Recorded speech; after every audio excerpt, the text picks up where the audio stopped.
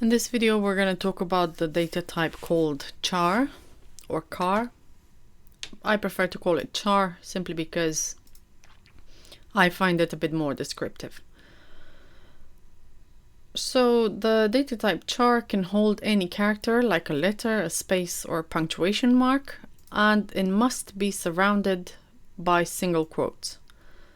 Like in the previous examples, we have to use the data type, in our case is char. We have the name of the variable, in our case here is grade. We have the assignment operator, and this is the value. The value, in this case, it's A, and as required, it must be surrounded by single quotes. Now, our instructions tell us to create a variable called expected grade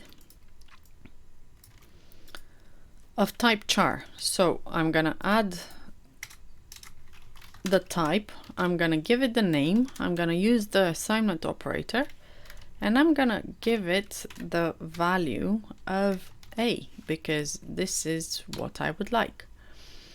I'm gonna run the program, and then our second instruction tells us to print our expected grade variable.